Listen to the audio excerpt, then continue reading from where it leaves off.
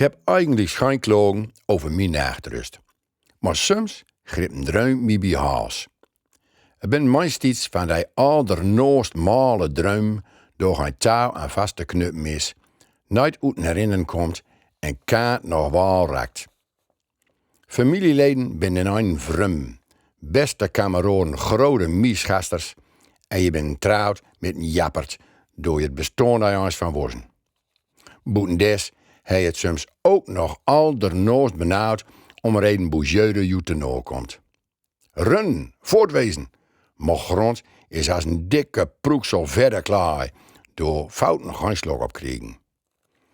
Als je wakker worden en probeert het verhaal nog eens touw te krijgen, heb je een scheet van tijd heel wereld omzuimd en building beleefd. Maar is half scheid van droom alweer verzwonnen. Ik mag op beer ook geen lezen. Het luist vanzelf spannend.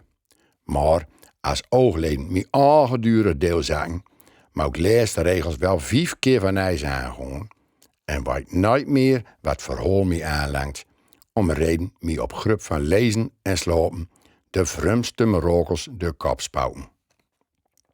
Dus bouw ik beziet en tijd om touw te geven de schiere nacht van te mokken. Maar het bokje van uibels lange rieg weer de schopen over het hek kreeg mij nooit op stee door ik geen wezen wil.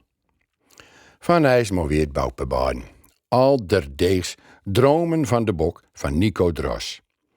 En weer dwaalt wereld deurenkader. Soms is een droom door je van droomd hebben. En die eigenlijk veel te keur duurt. En je verdult krek op het schierste moment weer op dreugen zit. Gauw ook weer dicht en pebaarden droog weer op te pakken. Nee hè, staat hij al de izokste bourgeois weer omhoog en is droom heilendal misotjet.